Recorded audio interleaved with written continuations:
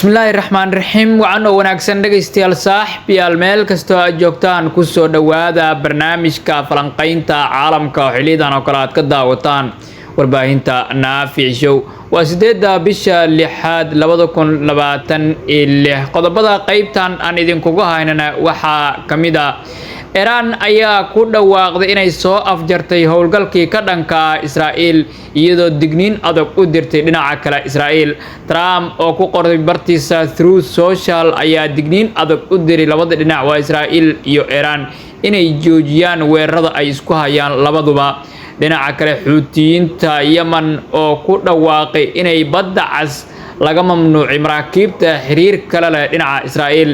qodobo kale ayaa raaci doona aynu ku bilownay Xuutiyiinta Yemen oo maanta ku dhawaaqay in badda cas laga mamnuucay maraakiibta xiriir kale leh Israa'iil ayaa sidoo kale sheegay isku day kasta oo Israa'iil sare ugu qaadayso weerarada ay fulinayso in ay ka dhalanayso in iyaguna si xoogan u weeraraan Israa'iil sida lagu sheegay war-saxaafadeed ka soo war-saxaafadeed ay baahisay Al Jazeera waxa ay intaas ku dareen cid kasta oo taageerta cadowga ay yiraahdeen waxay la kulmi doonaa cawaaqibka ficilkooda. Dhinaca kale Iran ayaa ku dhawaaqday inay soo afjartay howlgalkii ka dhanka Israa'iil iyadoo ka digtay in haddii Israa'iil ay dib u bilowdo weerarada Lubnaan ay qaadi doonaan weeraro ka adag kuwii hore sida ay baahisay wakaaladda wararka ee Iran ee Fars News Agency.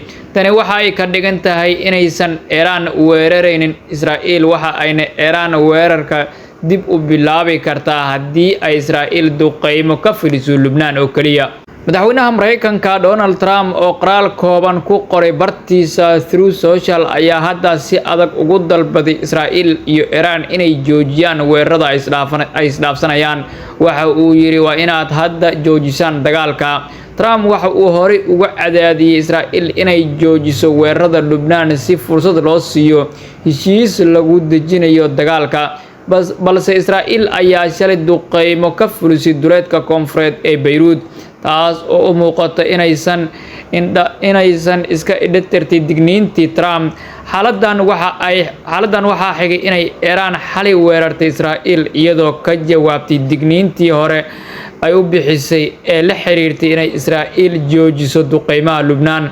mar kale Trump ayaa xalay soo baxay oo sheegay in uu cadaadinayo Netanyahu inuusan ka jawaabin duqeymaha Iran si looga hortago ayuu yiri xiisadda inay ballaarato. ma aysan u muuqan ama aysan dhageysan hadallada uu sheegay madaxweynaha Mareykanka Donald Trump. Netanyahu oo horaantii maanta amray in la weeraro Iran taas oo soo bandhigtay inuusan Trump si dhammaystiran u joojin karin dhinaca Israa'iil oo aysan ku qasbi karin inay joojiso dagaalka taas oo ama dhinaca kale Netanyahu oo asna wajahaya cadaadis siyaasadeed oo ugu imaanaya kooxaha midigta fog ee Israa'iil oo doonaya inay dagaalka weli ku sii jiraan.